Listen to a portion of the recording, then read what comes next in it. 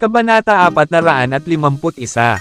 Si Tristan, Franco, at lahat ay hindi nakasaksi sa pagkamatay ni Derek.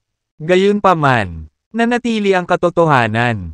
Mayroon si Jared. Sinampal siya hanggang sa kanyang kamatayan at ginawa ito sa loob ng maikling panahon.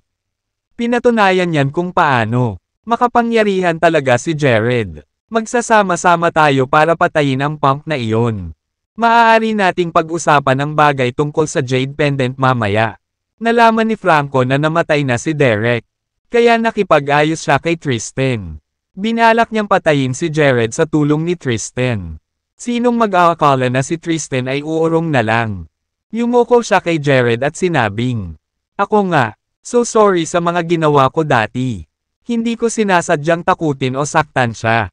Ang mga salita ni Tristan ay agad na nagpa-awkward kay Franco. Halatang sinusubukan lang ni Tristan na manloko Jared sa pagpatay kay Franco para sa kanya.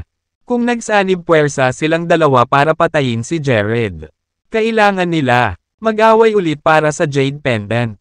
Sa kabilang banda, kung lalabanan ni Franco si Jared ng mag-isa at maubos ang lakas ni Jared, well, makikinabang si Tristan kung aatake siya pagkatapos. Ang tuso mong B***starred. Nagmura si Franco kay Tristan bago kumaway sa mga nasasakupan. Aawayin natin yung lalaki. Sabay kuha ng Jade Pendant. Eddie, bantayan mo yang babaeng yan. Huwag mo siyang hayaang makatakas. Ang kanyang galit na dagandong ay nagtulak sa mga lalaki na sabay na sundan si Jared. Tuluyan na nilang hindi pinansin si Tristan. Pagkatapos, Lisbeth, manatili ka kay Josephine. Ang unang ginawa ni Jared ay ang panatilihing matatag si Lisbeth kay Josephine. Nakita ni Eddie kung paano binitawan ni Jared ang kamay ni Josephine. At ang kanyang mga mata ay kung inang. Lumipat siya sa gilid at sinundan siya mula sa isang blind spot. Patay ka na talaga. Naging yelo ang ekspresyon ni Jared nang idirekta niya ang kanyang atensyon. Naabot na niya ang foundation face. Kaya wala siyang pakialam sa mga Grandmaster. Ayaw makipag-away ni Eddie. Itinagilid niya ang katawan at sinubukang tumakas. Si Jared ay nag-iisa. Samantalang kami ay isang grupo ng mga Grandmaster na nagtutulungan. Ang kailangan ko lang ay maghintay hanggang napalingon siya. Mas madaling agawin si Josephine kung ganoon. Nakita ni Eddie ang isang flash nang siya ay naka-back up. Wala na si Jared. Agad na dumaan ang gulat sa mga mata ni Eddie. Mas binilisan pa niya ang pag-atres. Pero bumagsak ang likod niya. Isang bagay. Napatulala siya nang lumingon siya at napagtanto na ang bagay na kanyang kinatok ay sa totoo lang. Jared, hindi ako makapaniwala na nasa likod ko na siya. Bang! Itinaas ni Jared ang kanyang braso at tinutukan ang ulo ni Eddie. Maya-maya ay tumalsik ang utak kung saan-saan. Pero hindi lang huminto si Jared kay Eddie. Hindi siya nagpakita ng mga palatandaan ng pagbagal at sinundan si Franco at ang kanyang mga nasasakupan kaagad. Si Jared ay parang bugzo ng hangin. Ang pinagkaiba lang ay habang tinatangay niya si Franco at ang iba pa. Mapupuno ng hangin ang naghihirap na hiyawan. Nasa sahig ang mga tauhan ni Franco at umuungol sa sakit ng tuluyang tumigil si Jared. Nagtinginan ang mga lalaki, bagamat sila'y nasa matinding sakit. At ang kanilang mukha ay tila naninibago sa kanilang pakikibaka. Ito, hindi mahalaga, bagaman, hindi sila mabubuhay ng mas matagal. Gayunpaman, pinrap na katahimikan pagkatapos noon. Walang nang-ahas na magsalita dahil makapangyarihan ang mga iyon. Mga Grandmaster, at maging sila ay namamatay. Tumakbo, sigaw ni Franco. Agad siyang tumalikod para tumakas. Si Jared ay mas malakas kaysa sa kanyang inaasahan. Sa kasamaang palad, lumabo ang figure ni Jared nang lumingon si Franco. Hinabol ng una si Franco. At sinipa ang likod ng lalaki. Pagkatapos ay ipinatong niya ang isa niyang paa sa ibabaw ng ulo ni Franco. Jared, hindi mo ako mapapatay. Miyembro ako ng Coopers. Hinding-hindi ka mapapatawad ng pamilya ko kung pumatay ka. Ako. Nagniningning sa takot ang mga mata ni Franco. At pinagbantaan niya si Jared na iligtas ang sarili niyang buhay. Naiinis ako kapag pinagbabantaan ako ng iba. Mas pinalakas ng huli ang kanyang paa. Natakot si Franco sa kanyang isip. Mabilis siyang sumigaw sa mga tao. Miyembro ako ng Cooper's Inn. Jade Borough. Kung sino man ang magligtas sa akin. Tiyak na gagantimpalaan sila ng aking pamilya ng napakaganda. Alam ng lahat na ang pakikipagkaisa sa mga Cooper ay magdudulot ng masaganang katanyagan at kayamanan. Gayunpaman, walang nang-ahas na humakbang dahil masyadong malakas si Jared. Lalong natakot si Franco nang makita niya kung paanong walang kumikibo. Ay, Tristan, sagipin mo ako. Kung gagawin mo, yuyuko ang mga Cooper sa mga Bailey. Nagmamakaawa siya kay Tristan noon dahil nakasubsob na ang ulo niya sa lupa. Kung si Jared, itinulak pa nito, tiyak na masisira ang ulo ni Franco. Bahagyang nagbago ang ekspresyon ng mukha ni Tristan. Ngunit wala siyang ginawa o sinabi. Well, mukhang walang magliligtas sa iyo. Ihahatid na lang kita sa impyerno. Walang pakialam na sagot ni Jared. Hindi, sigaw ni Franco. Bigla niyang naisip si Lisbeth. Lisbeth, sagipin mo ako. Pakiusap iligtas mo ako. Dati kaming mag-asawa. At mahal namin ang isa't isa. Mangyaring iligtas ako sa karangalan ng pag-ibig na iyon. Minahal kita. Sa buong oras na ito. I only canceled our engagement because my family forced my hand. Kaya naman ako, engaged na sa ibang babae ngayon. Pakiusap iligtas mo ako. Nanginginig ang buong katawan ni Lisbeth. Nangingilid ang luha sa mga mata niya dahil mahal niya talaga ang lahat ng iyon. Taong nakalipas, noong panahong iyon, inakala niya na siya ang kanyang isang tunay na pag-ibig at ipinagpalagay na siya ang kanyang knight in shining. Baluti, hindi niya akalain na siya pala ang lalaking nanakit sa kanya ng lubos. Lalong nagalit si Jared nang marinig niya ang pinag-uusapan ni Franco. Sumama na ang dating sa nangyari kay Lisbeth. At ang pagbanggit sa pangyayari ay lalo lamang siyang ikinagalit. Ikaw walang kwentang haltak. Mamatay. Single ni Jared. Maghintay. Biglang sigaw ni Lisbeth. Lumingon sa kanya si Jared at tinitigan siya ng kakaiba. Lumapit siya at tinignan si Franco na may galit. Pagkatapos noon, lumingon siya kay Jared at nagtanong, ililigtas mo ba ang kanyang buhay? Pero, Lisbeth, hindi ba siya ang hatek na nanakit sa iyo? Hindi maintindihan ni Jared kung bakit niya tinutulungan si Franco. Iligtas mo ang kanyang buhay. Mahal ko siya noon. At ito ang paraan ko para palayain ang sarili ko. Ngayong nakaipon na ako, ang kanyang buhay. Anumang utang at koneksyon sa pagitan natin ay malilinis. Tumulo ang luha ni Lisbeth sa kanyang pisngi. Halatang mahal na mahal niya si Franco noon. Binawi ni Jared ang paa at napabuntong hininga sa inis. Nilinggan niya si Franco at binalaan. Umalis ka na. Huwag kailanman ipakita. Bangon muli dahil wala nang magsasalita para sa iyo. Nakahinga ng maluwag si Franco bago siya tumayo at tumakbo palayo. Hindi na siya bumalik sa kahit na. Tumingin kay Lisbeth. Pagkaalis ni Franco ay inilipat ni Jared ang tingin kay Tristan. Well, hinihintay niyo akong maubos ang sarili ko. Bago ka umatake, ngayong tapos na ang lahat. Magagawa mo na ang iyong hakbang. Bumilis ang tibok ng puso ni Tristan nang maramdaman ang puot sa mga tingin ni Jared. Medyo umiling ang dating at pilit na ngumiti, katulad ng sinabi ko kanina. Ang lahat ay isang hindi pagkakaunawaan lamang. Wala akong pakialam sa iyo. So bakit ako aatake? Hindi mo ba hinahabol itong jade pendant? Ayaw mo bang bawiin ito? Isa pa, ayaw mo ba ng recipe na meron ako? Kasama ko, kumunat ang noo ni Tristan. Sa totoo lang ay hindi niya alam kung paano nalaman ni Jared na sila ay pagkatapos ng jade pendant. Hindi kaya. Si Jared ba ang misteryosong tao na nagligtas kay Sonia? Na-clear ng hypothesis na iyon ang lahat para kay Tristan kaagad. Dahil sa lakas ni Jared. Siguradong kaya niya. Iligtas si Sonia mula mismo sa ilalim ng aming mga ilong. Well, nasa iyo na ang jade pendant. So by right, sa iyo na iyon. Bakit ako magnanakaw nito? Tungkol naman sa, ang recipe, mabuti. Maaari lang akong bumalik na nabigo dahil tumanggi kang ibahagi ito sa akin. Hinding-hindi ko gagawin. Something as barbaric as forcing your hands. Pagsisinungaling ni Tristan habang pilit na ngumiti.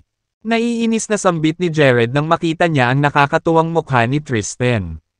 Maaaring nasa itaas ka niyan. Pero ako, hindi ako. Makinig ka sa akin. Ang Herb Palace ay maghahatid ng bawat gamot na hawak sa Summerbank. Kung hindi, lilipulin ko sila. Pagkasabi noon ay hindi pinansin ni Jared ang pagkunot ng noo ni Tristan at tumalikod na para umalis kasama si Josephine. Si Lisbeth, Jessie, at ang iba ay sumunod na malapit sa likuran. Umalis na rin ang ibang audience.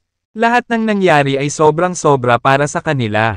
Ginoo, Bailey, anong gagawin natin? Tanong ni Spencer. Itigil mo sila ng ilang araw. I have to discuss the matter with my family. Sagot ni Tristan bago siya umalis. Kasama din ang kanyang mga subordinate. Dinala ni Jared si Josephine at ang iba papabalik sa Summerbank. Ang kanyang inaasahan ng espiritual na enerhiya ay nagkaroon. Nadagdagan habang papasok siya sa foundation phase. Gayunpaman, tuwang-tuwa siya na mayroon ang kanyang mga kakayahan. Lubhang napabuti. Maaari niyang tapusin ang ilang Grandmasters ngayon. Hindi niya ito makakamit kung nananatili pa rin siya sa yugto ng pagpino ng enerhiya. Kinailangan din siya ng ilang oras at pagsisikap upang labanan si Zacarias. Madali sana siyang natalo ni Jared kung ipinagpatuloy niya ang pag-atake. Ginoo, pagkakataon. Dapat ba tayong magpadala ng isang tao upang masubaybayan ang operasyon ng Herb Palace? Naniniwala akong hindi nila tayo bibigyan. Ang damo ng hindi lumalaban. Lumapit si Phoenix upang salubungin si Jared nang malaman niyang bumalik ito. Natigilan siya nang sabihin sa kanya ni Tommy ang nangyari sa Tyhaven Town. Pagkatapos ng lahat ay maaaring sabihin na ang kapangyarihan ni Jared ay mabilis na lumalaki sa araw. Hindi na iyon kakailanganin. Kung tumanggi silang ibigay ito sa amin, magkakaroon ako ng higit na dahilan para pumalit. Ang buong Herb Palace, isang nakakalokong ngiti ang isinagot ni Jared. Kung gusto niyang umunlad sa susunod na antas, kailangan niya ng higit pang espiritual na gamot. Ang batch ng maaaring malaking tulong sa kanya ang gamot ng Herb Palace. Ngunit ang dami ay medyo limitado. Iyon ang dahilan kung bakit siya ay nakatutok sa pag-angkin sa pagmamay-ari ng Herb Palace upang siya ay magkaroon eksklusibong pag-access sa espiritual na gamot na iyon. Ngunit ang siglong gulang na damong ito ay may limitadong dami at balang araw ay tuluyang maubos. Ang higit pa, naging makapangyarihan si Jared. Lalo siyang aasa sa gamot. Kaya naman, kakailanganin din niya sa source ng iba pang mga substitutes din. Panahon na upang maglakbay sa Mount Hikoria upang hanapin ang mga espiritual na bato. Kaya kung linangin ang aking kapangyarihan, diyan kaagad gamit ang mga batong iyon. Nakipag-ugnayan si Jared kay Dominic at sinabi sa kanya ang tungkol sa paglalakbay sa Mount Hikoria. Nakahinga naman ng maluwag si Jared. Si Josephine ay may isang jade pendant na maaaring maprotektahan siya. Ito ay dapat na isang makapangyarihang mahiwagang bagay na maaari pa rin ilayo sa kanya ang dalawang Grandmaster. Gabi na, at tulog na ang lahat. Ang Tyhaven Town ay naging ghost town din dahil sa kaguluhan sa martial arts gathering. Gayunpaman, 4 na matatandang lalaki na may puting balbas ang nakitang gumagala sa tahimik na kalye. Nakasuot ng itim na damit.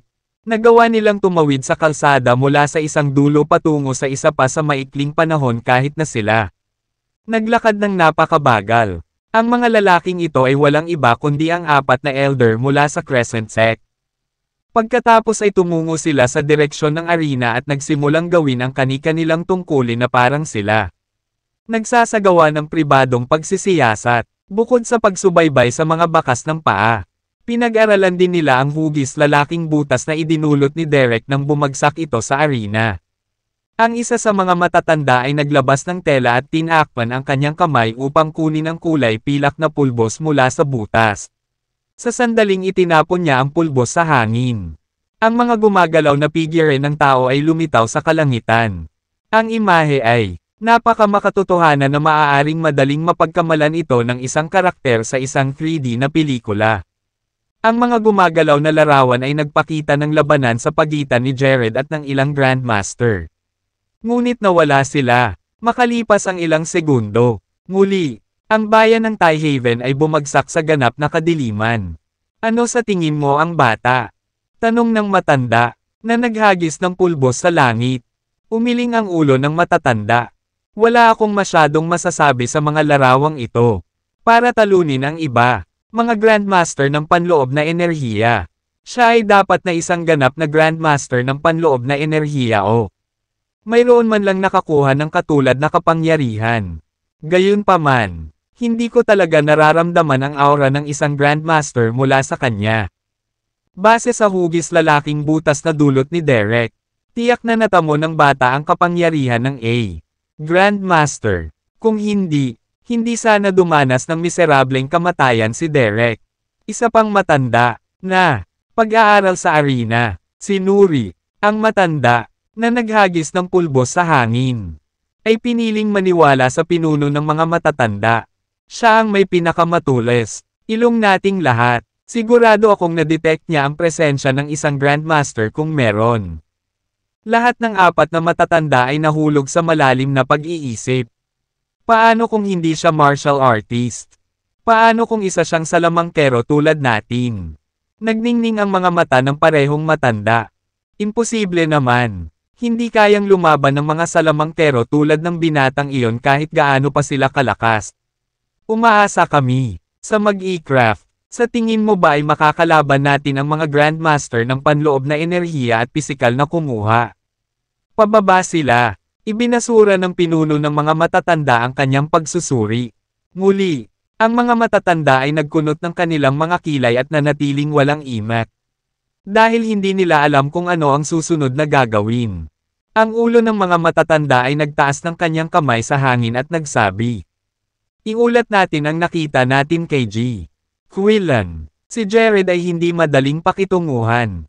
Kaya kailangan na nating magplano. Ang iba pang tatlong matatanda ay tumango at naglaho sa manipis na hangin. Walang nakakaalam na bumisita sila sa bayan noong nang gabing iyon.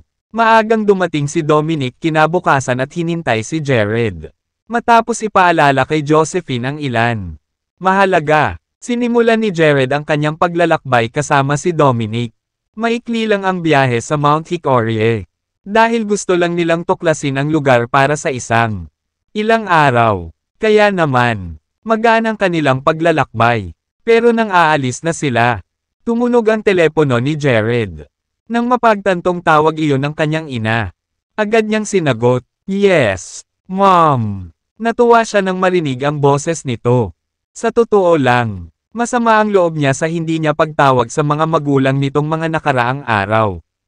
Si Hannah, masyadong, ay nasisiyahang kausapin si Jared. Marami ka bang ginagawa? Ikakasal si Ingrid sa loob ng 2 araw. May oras ka bang umuwi? Ikakasal na si Ingrid. Nagulat si Jared. Pero napakabata pa niya. Hindi na bata si Ingrid. 19 na siya at huminto sa pag-aaral. Sabi ni Hannah. Ang sagot niya ay hindi nakapagsalita si Jared. Iyon ang karaniwang halimbawa ng buhay sa nayon. Mga bata, lalo na ang mga babae, na huminto sa pag-aaral ay aayusin na magpakasal. Mom! Hindi alam ni Jared kung paano sasabihin kay Hannah na wala na siyang oras para umuwi dahil uuwi na siya. Umalis papuntang Mount Hickory. Nang mapansin niya ang pag-aalinlangan niya, napabuntong hininga siya. Ayos lang. Sasabihin ko kay Sarah na busy ka. Huwag kang mag-alala. Nawala ang boses ni Hannah. Sa huli ay nanatili siyang tahimik ngunit hindi pinatay ang tawag. Ramdam ni Jared ang pagkabigo sa boses ng kanyang ina. Mula nang siya ay nasa likod ng mga bar. Ang kanyang ama ay nagkaroon na. Nawalan ng trabaho. At ang kanyang pamilya ay kailangang maghanap buhay. Nagsimula na ring magsalita ng masama ang mga taga-nayon tungkol sa kanila. Mga miyembro ng pamilya sa kanilang likuran.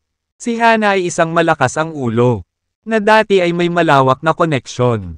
Gayunpaman, bumagsak ang mga bagay. Kahit ang mga kamag-anak nila ay iniiwasan siya. Ang dahilan kung bakit niya tinawagan si Jared ay para hilingin itong dumalo sa kasal ni Ingrid para maipakita niya ang kanyang sarili. Tagumpay sa lahat ng mga panauhin. Bagamat walang ideya si Hannah kung ano ang ginagawa niya. Alam niyang dapat itong isang taong may kakayahan mula pa noong siya. Pinahiya si Benedict sa hotel at pinaalis ang isang opisyal. Ayos lang po ako, Nay. Babalik ako mamayang gabi. Kaya huwag kang mag-alala. Pangako ni Jared. Natuwa si Hannah sa narinig. Lahat tama. Ipaghahanda kita ng paborito mong ulam pagbalik mo. Oh, dalhin. Bumalik din si Josephine. Gusto ko rin siyang ipakilala sa ibang mga kamag-anak. Ngumisi si Jared. Alam niyang gusto nitong ipagmalaki si Josephine sa iba pang kamag-anak sa nayon. Siya, tumango at sumagot. Sige, kakausapin ko siya ngayon din. Sige, magkita tayo mamayang gabi. Tinapos na ni Hannah ang tawag. May nahuli, at kailangan kong itigil ang biyahe. Pero gusto kong bumili ka pa ng mga bato. Mount Hickoria. Sabi ni Jared kay Dominic. Oo naman. Ako mismo ang pupunta sa Mount Hickoria at titingnan ang mga bato. Pagkaalis ni Dominic, sinabi ni Jared kay Josephine ang tungkol sa kasal ni Ingrid. Alam niya na ang isang paglalakbay sa nayon ay maaaring hindi maging kaaya-aya. Ngunit bilang isang taong nakakaunawa kay Jared, pumayag siya kaagad. Pagkatapos ay sinimulan nila ang kanilang paglalakbay at nagmaneho pabalik sa bayan ni Jared. Ang kanyang bayang Kinlochkan ay isang nayon sa Horrington na dati ay isang maliit na pamayanan. Ngunit ang tanawin nito, lubhang nagbago dahil sa pag-unlad nitong mga nakaraang taon. Nakita ni Jared na maraming bahay ang sinampal ng demolition notice para bigyang daan ang mga development project. Kaya naman nagpumilit si Benedict na kunin ang tirahan ng pamilya. Nagtatakbo ang mga bata sa nayon. Hindi kilala ni Jared ang sino man sa kanila dahil hindi niya kilala. Bumalik sa loob ng maraming taon. Hoy! Nagpapahinga sa trabaho. Ibinaba niya ang bintana ng sasakyan at binati ang mga nakatatanda. Nakaupo sa gilid ng bangkite. Alam ni Jared kung sino sila. Tutal. Lumaki siya sa village at nanatili dito hanggang middle school. Siya. Lumipat lamang ng lumipat ang kanyang ama sa trabaho sa lungsod. Lumapit ang mga matatanda upang tingnang mabuti. Agad na nakilala ng isa sa mga nasa katanghaliang gulang na babae. Jared, hindi ba ikaw Jared? Akala ko ba nasa kulungan ka pa? Kailan ka pinalaya? At ngayon ikaw na. Nagmamaneho ng Mercedes-Benz. Pinag-aralan niya si Jared mula ulo hanggang paa. Isang nakakalokong ngiti ang isinagot ni Jared. Kanina pa ako nakalabas ng kulungan. Oh, bumalik ka ba para dumalo sa kasal? Ang asawa ni Ingrid ay sobrang yaman. At siya ang amo ng isang malaki kumpanya. Baka matulungan kanyang maghanap ng trabaho. Sige, sige, hindi na kita iistorbahin. Ikinaway ng babae ang kanyang kamay sa hangin. Tumango si Jared at ibinaba ang bintana. Tumingin siya kay Josephine at awkward na sinabi. Ganyan. Pagsasalita ng mga blunt na babae sa baryo. Pero wala naman silang masamang intensyon. Nagpapakulo siya ng itlog para sa akin. Noong bata pa ako, nakangiting tugon ni Josephine ngunit nanatiling tahimik. Marahil, hindi siya sanay sa paraan ng pagsasalita ng mga taga-nayon. Hindi nagtagal. Dumating si Jared sa bahay ng kanyang pamilya. Matapos ay parada ang kanyang sasakyan sa looban. Sinulyapan niya ang tirahan na binubuo ng 5 individual na gusali. Dapat ay binigyan ng aking mga magulang ng sariwa ang bahay. Pahid ng pintura. Tatay. Nanay. Sigaw niya mula sa looban. Ang pagtayo sa harap ng bahay at pagtawag sa kanyang mga magulang ay nagpabalik sa mga alaala ng pagkabata. Bata pa lang si Jared ay tumatawag sa kanyang mga magulang kapag siya ay bumalik mula sa paaralan. Pagkatapos ay itatambak niya ang kanyang bag sa sulok ng patio at tumakbo palabas para maglaro. Bumalik ka na. Lumabas ng kwarto si Hannah at binati ang anak. Hello, Mrs. Chance. Nakangiting bati ni Josephine sa kanya. Josephine. Nagagalak akong makita ka. Pasok kayo sa loob. Halos mapatalon si Hannah sa tuwa. Noong una ay inakala niya na ang isang kasing yaman ni Josephine ay hindi gustong pumasok sa kanilang mababang nayon. Kahit na ngako si Jared na kakausapin siya tungkol dito. Hindi inaasahan ni Hana na darating siya. Iyon ang dahilan kung bakit. Tuwang-tuwa si Hana nang makita niyang nakatayo sa harapan niya si Josephine. Nasaan si tatay? Tanong ni Jared. Pumunta siya kay Sarah para tumulong sa kasal. Ganyan ang buhay sa nayon. Ang mga taga-nayon ay palaging gagawin ang kanilang bahagi upang suportahan ang isang kasal. Pamilya. Ang mga miyembrong naninirahan sa parehong nayon ay mag-aambag ng higit pa upang maging matagumpay ang kaganapan. Pinakita ni Hana si Josephine pagkapasok nila sa silid sa pagsisikap na mas lalo siyang maramdaman. Sa kagaanan, kasabay nito ang paglabas-masok ni Jared sa mga silid na lasing sa nostalgia. Tingnan mo nang mabuti, anak, buntong hininga ni Hana. Malapit nang maghiwa-hiwalay ang bahay. Hindi ko alam kung saan kami pupunta. Pumunta ka kapag pinaalis na nila tayo. Hindi ka ba nila ipaparihouse? Mom! Ha! Naiinis na bulalas ni Hana. Hindi man lang nila na-subsidize ang upa namin. Ang ilan sa atin ay nabubuhay. Dito sa loob ng mga dekada at halos 100,000 lang ang binibigay nila sa amin kada bahay. Ganyan tayo. Nagkakahalaga sa kanila. Bagamat dapat tayong magpasalamat na ang ibang mga nayon ay tumanggap ng mas kaunti kumpara sa atin. Ito ay, mahirap makaramdam ng pagiging optimistiko kapag ang ating kinabukasan ay hindi sigurado. Tsaka kaka-forward pa namin ng tatay mo. Napakarami para sa pagsasaayos at ito ay magugunaw ng ganoon lang. Pumunta ka sa Horrington kasama si tatay. Mungkahi ni Jared. Ang lugar sa Dragon Bay ay bakante pa rin. Ako, wala akong oras para pumunta at ayusin ang mga bagay doon. Sinaman ang tingin ni Hana ang anak. Bagaman mayaman ang pamilya ni Josephine para hayaan kang tumira sa isang napakalaking bahay tulad. Hindi ka maaaring nakaupo sa iyong mga kamay buong araw. Naririnig mo ako. Hindi mo maaaring gastusin ang lahat ng kanyang pera para sa ang natitirang bahagi ng iyong buhay. Magpakalalaki ka. Nagkakamali ka, Mrs. Chance. Actually, alam ko na ang gagawin. Nay, putol ni Jared kay Josephine. Ginagawa ko ito. Ang sweet niya na hindi kami minamaliit. Alam mo ba? Tinitigan ng mabuti ni Hana si Josephine. Kailangan mo, pakitunguhan siyang mabuti. Anak, kapag narinig kong may ginawa kang anumang bagay na makakasakit sa kanya. Tatanggihan kita. Napakabihirang makahanap ng isang mabait, magalang na babae mula sa isang mayamang pamilya na hindi alintana ang ating kahirapan. Nakangiting panatag si Josephine. Naging mabuti si Jared sa akin. Mrs. Chance. Tatanggalin ko ang tenga niya kapag sumakit siya. Ako. Oo. Alisin mo agad. Gumanti naman ang ngiti si Hana. Inform me kapag ginawa mo na. Gusto kong pumasok. Iyon. Anak mo ako. Nanay. Nagprotesta si Jared sa kabila ng palihim na natutuwa sa kung gaano kabilas ang dalawa. Mga importanteng babae sa kanya na nakabonding. Nakikisama ka ba kay Josephine?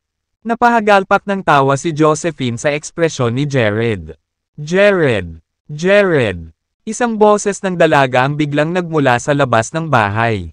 Agad na nakilala ni Jared ang boses ng kanyang pinsan at tumakbo ito palabas para salubungin ito. Si Ingrid ay ilang taon na mas bata sa kanya.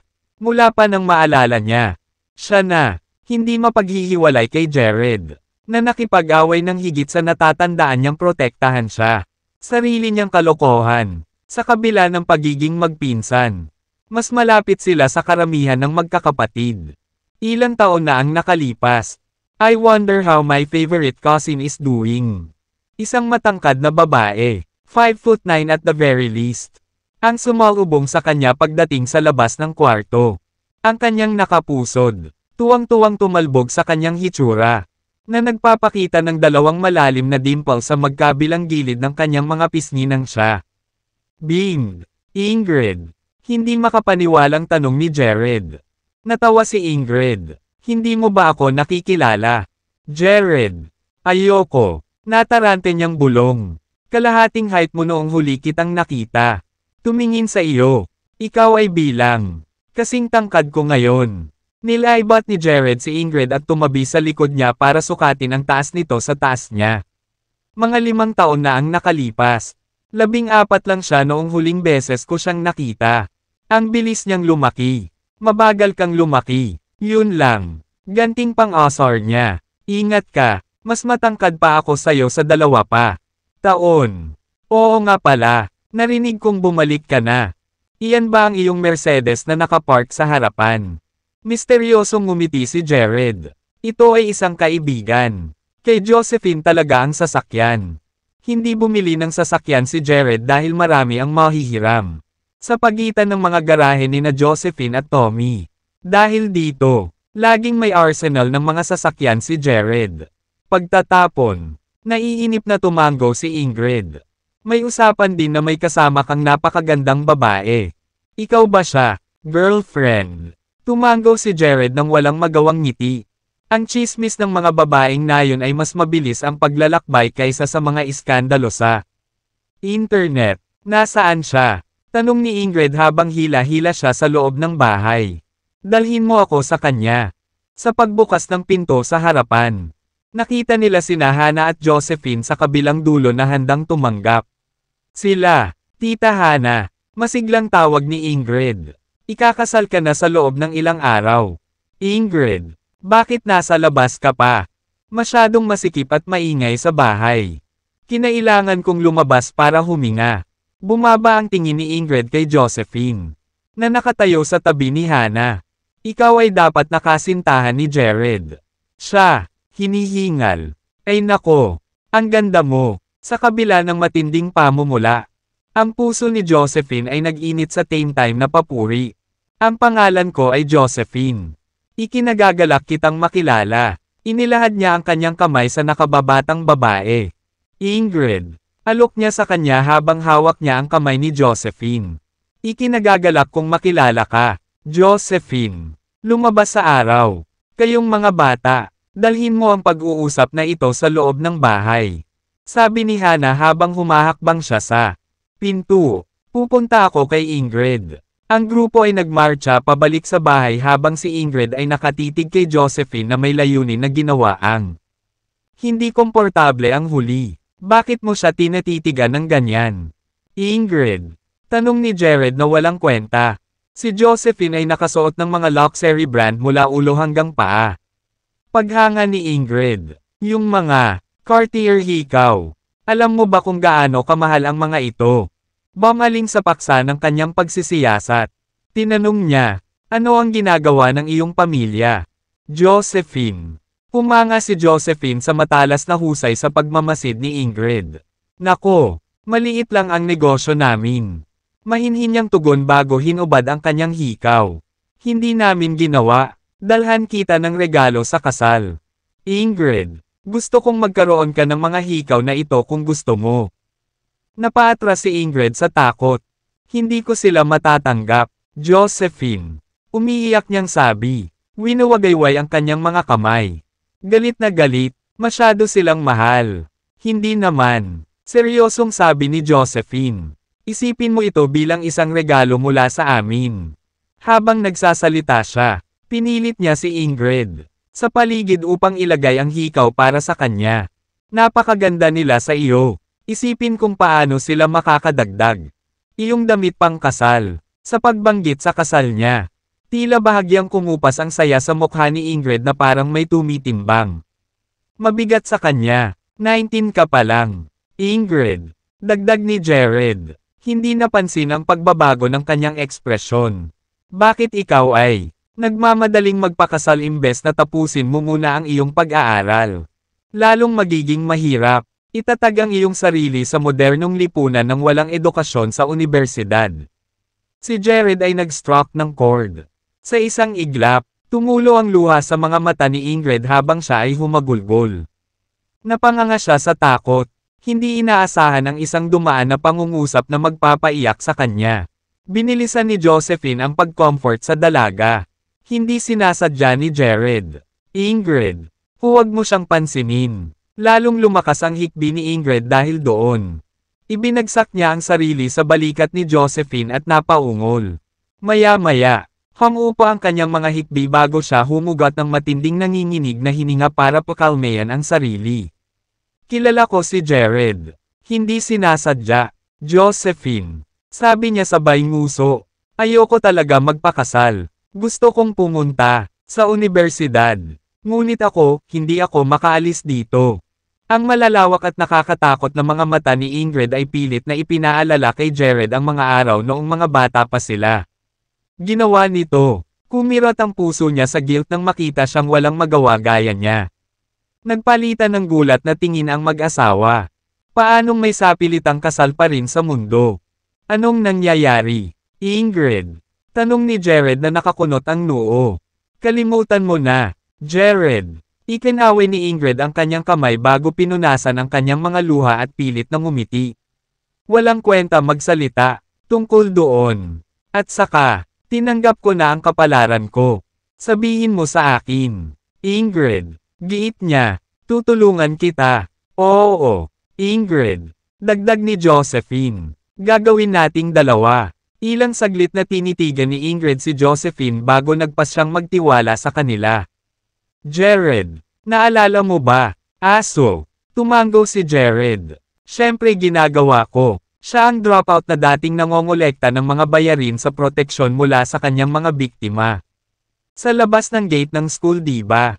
Binigyan niya pa ako ng sipa na hindi ko pa nakakalimutan. Iyan ang lalaking pakakasalan ko.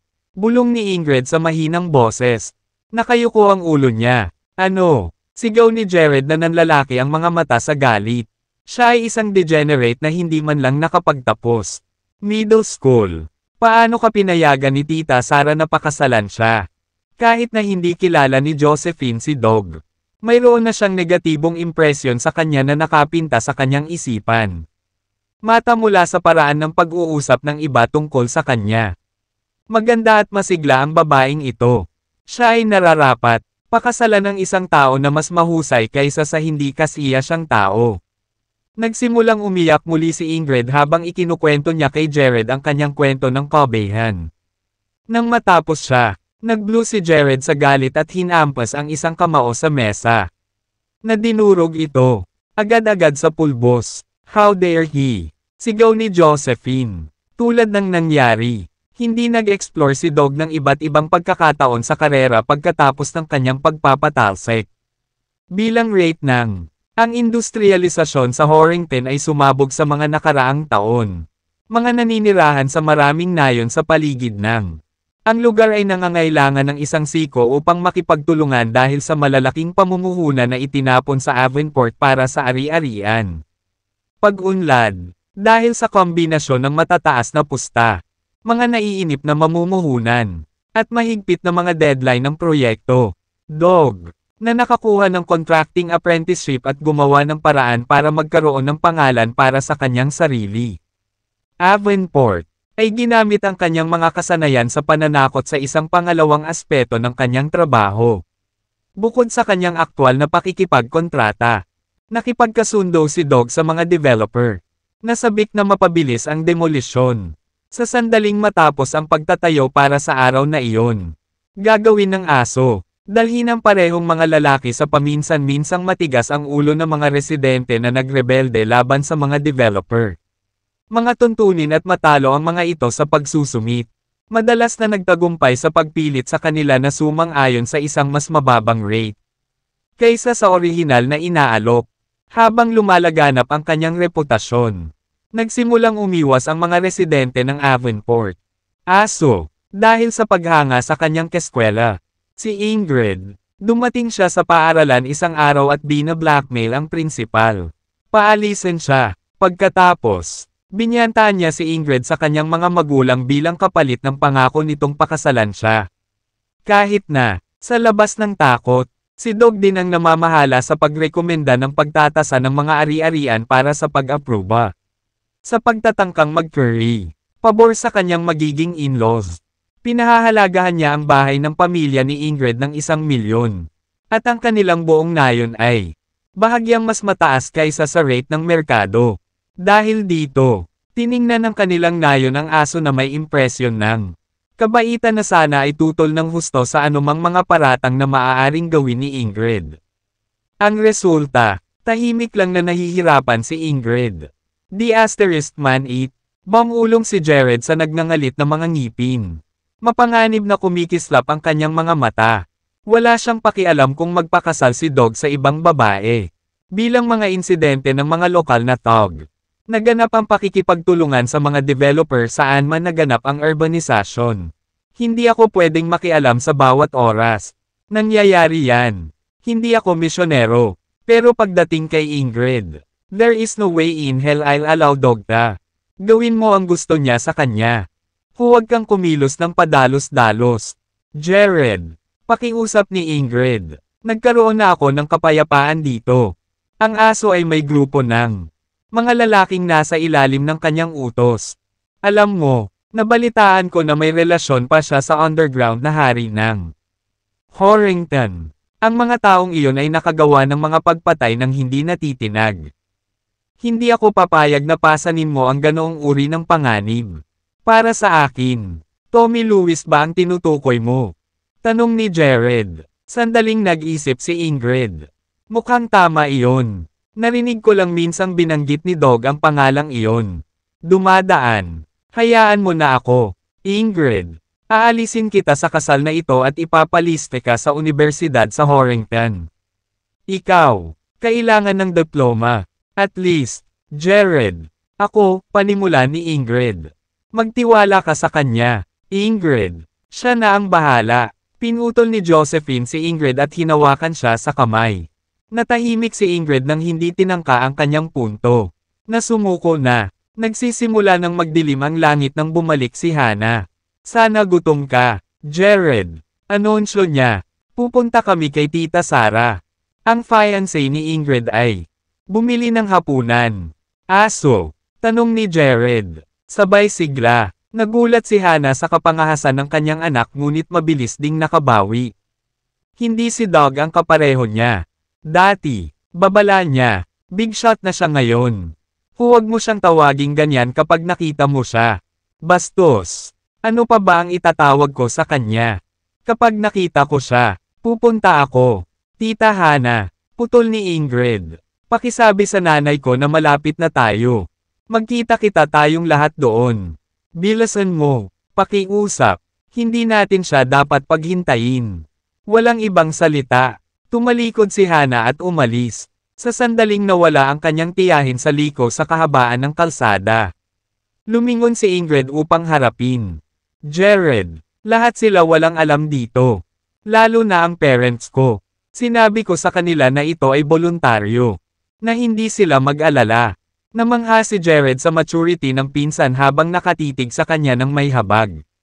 Huwag kang mag-alala, Ingrid. Pag-aaliw niya. Habang hinahaplos ang buhok niya.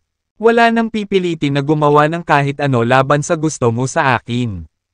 Balik dito. Nang sa wakas ay handa na ang lahat. Inihatid ni Jared ang party papunta sa bahay ni Ingrid. Isang Toyota ang naghuhaging. Kalahati. Sa gitna ng kalsada sa isang kasuklam-suklam na paraan nang dumating sila. Nakasandal sa bonnet ang isang lalaki. May gintong kwinta sa kanyang leeg at gintong singsing sa kanyang mga daliri. Isang sigarilyo ang nakalawit sa kanyang mga labi habang siya ay nakikibahagi sa masiglang pakikipag-usap sa mga magulang ni Jared at Ingrid. Sa kabila ng mga taon mula nang magkasama sila sa paaralan, nakilala ni Jared ang aso sa isang sulyap. Kanyang mga mata flashed menacingly. Please, Jared, bulong ni Ingrid. Tumpak na hinuhusgahan ang kanyang malungkot na ekspresyon. Huwag kang gagawa ng bagay na padalos-dalos. Matagal na tinitigan ni Jared ang nakakatakot na mukha ni Ingrid bago tumango ng mariin. Lumingon ang aso habang bumababa ang party sa Mercedes at napangiti nang makita si Jared. Tignan mo, medyo mahina para sa isang tao na gumugol ng huling 3 taon sa bilangguan. Samahan mo ako. Isipin ang nakakatakot. Reputasyon na maaari mong itatag sa iyong panunungkulan sa bilangguan. Malamig na tinitigan ni Jared si Dog. Salamat na lang. Kumunat ang pisngi ng aso sa inis sa inasal ni Jared. Ngunit nang masulyapan niya si Josephine. habang naglalakad sa likod ni Jared. Ang kanyang pagkunot noo ay natunaw sa isang maalay ng ngiti habang ang kanyang mga mata ay naglilibot sa kanyang katawan. Ang kanyang matinding pagkasuklim. Ako si Dog Chance. Miss, ikinagagalak kitang makilala. Gamit ang dapat na hangin ng isang maginoo. Dog extended a kamay na pinalamutian ng mga gintong singsing. Sinaman siya ng tingin ni Josephine ngunit hindi kumibo. Ito si Josephine, ang girlfriend ni Jared. Sa takot na maranasan ni Ingrid ang kanyang galit, dali-daling pinunan ni Ingrid ang awkward katahimikan sa pamamagitan ng paggawa ng pagpapakilala. Hindi nasaktan ang aso, bagkus. Nagpakawala siya ng tawa habang ipinapalakpak ang isang kamay sa balikat ni Jared.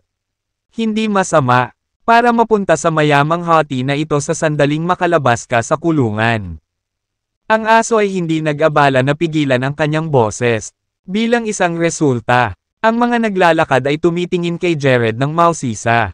Pumasa, dapat na tayong umalis. Apurahang sabi ni Ingrid habang kumapit siya sa braso ni Jared.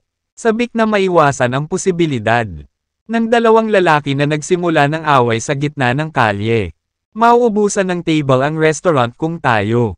Huli na, imposible. Palaging may mesa sa anumang restaurant sa Avonport kapag gusto kong kumain. Hinawakan ang kamay ni Ingrid. Kinaladkad siya ni Dog patungo sa kanyang sasakyan. Sa kabila ng pilit na paghihiwalay sa kanya. Pinsan. Hindi itinigil ni Ingrid ang kanyang galit na senyales kay Jared sa kanyang mga mata na parang nagmamakaawa sa kanya na huwag mawala ang kanyang init ng ulo. Hindi nagtagal ay dumating ang party sa downtown, na halos hindi na makilala mula sa mga development sa nakalipas na ilang taon. Kumpara noon, maraming bagong restaurant sa magkabilang gilid ng kalsada. Pinangunahan ng aso ang party sa isa sa pinakamalaking restaurant sa block na naglalaman ng 5 palapag. Itinuro ng aso ang gusali ng lahat sila ay nagtipon sa pasukan. Ito ang pinakamalaki restaurant sa Avonport, co-owned by yours truly. Napatingin si Josephine sa gusali at tinakpan ang kanyang mga labi para itago ang kanyang ngiti. Yung pag-aari ni, mas malaki ang pamilya ko. Bulong niya kay Jared. Talaga bang ipinagmamalaki niya ang kanyang kalunos-lunos na square footage? Halos hindi mapigilan ni Jared ang pagtawa. Gusto kong masaksihan ang tunay na hangganan ng kanyang kaiabangan. Nagmamadaling sumulong ang isang waiter nang makita ang pagdating ni Aso. Maligayang pagdating. Aso, ihanda ang pinakamalaking sweet para sa akin. Mahalagang utos ng Aso. As you can see, nag-host ako. Ngayong gabi, nag-alinlangan ang waiter. Okupado ang suite na iyon. Aso, kung tumawag ka sana ng maaga. Hindi sana kami. Smack! Sinampal ng aso ang waiter sa mukha at matiim siyang tinitigan. Mukha ba akong kailangan gawin? Mga reserbasyon. Sipin kung sino man ito palabas ng suite na iyon. Kung hindi ka handa para sa gawain, umalis ka sa harapan ko at hanapin mo ako ng iba. Hinawakan ng waiter ang pisngi niya habang humahagulgol. Tinitigan si Dog na nanlalaki ang mga mata sa takot. Kumuha na lang tayo ng isa pang sweet. Dog, mungkahi ni Ingrid, na naaawa sa waiter. Hindi mangyayari iyon. Bumili ako ng hapunan para sa aking mga in-laws ngayon. Magkakaroon tayo ng pinakamalaking sweet. Hindi ko talagang nagmamalasakit dyan. Sa totoo lang, gusto ko lang kuskusin ito. Hindi natin kaya. Aso, bulong ng waiter sa alarm. Hindi namin maaaring sipin ang mga nakatira. Sino sila? Sigaw ng aso sa waiter. Itinaas ang kamay para hampasin muli ang huli. Ako ba? Kailangan ko bang magpakita at sipin sila mismo? Hinawakan ni Ingrid ang braso niya bago tumama ang suntok. Napaatras ang waiter sa sobrang takot. Ginoo, si Laurel Charleston at ang kanyang kumpanya ay kasalukuyang sila. Occupying that suite, sabi niya sa nanginginig na boses. Kinilig ang aso sa balita. Nag-iba bigla ang kanyang kilos. Ginoo, dito naghahaponan si Charleston. Sabi mo, bakit hindi mo nabanggit kanina? Ipadala sa akin ang bill para sa kanilang suite. At habang nandoon ka, Ihanda ang susunod na pinakamalaking sweet para sa akin at sa aking party.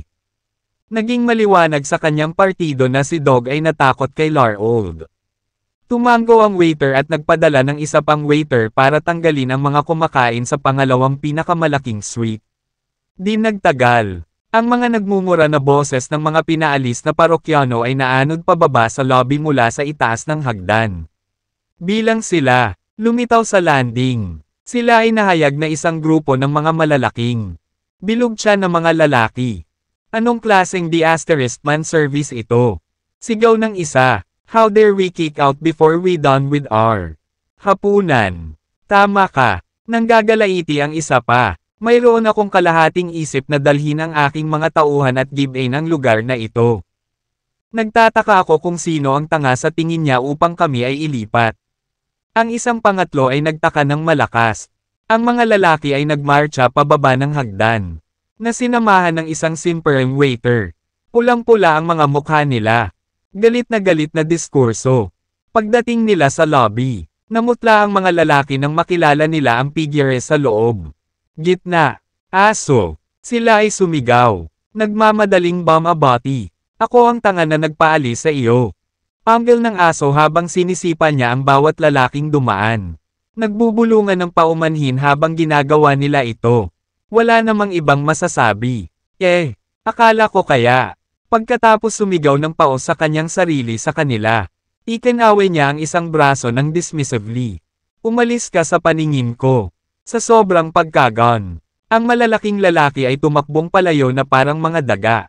Sa sandaling handa na ang kanilang sweet, si Dog at ang kanyang partido ay inakay sa itaas ng isa sa mga waiter. Matapos makaupo, walang ingat na itinulak ni Dog ang mga menu patungo sa kanyang mga bisita. Ang treat ko ngayon. Umorder. Kahit anong gusto mo. Jared. Josephine. Dagdag ni Ingrid. Mangyaring mag-order ng anumang bagay na maaaring magustuhan mo. Hindi tulad ng kanyang kasintahan. Inilagay niya ng mabuti ang mga menu sa harap ni Jared at Josephine. Tama iyan. Tumango si Dog bilang pagsang-ayon habang winawagayway ang kamay na may hawak na mabigat na gintong relo. Dapat sila. Ginutom ka sa bilangguan. Jared, kumain ka. Kailangan mo ng ilang karne pabalik sa iyong mga buto.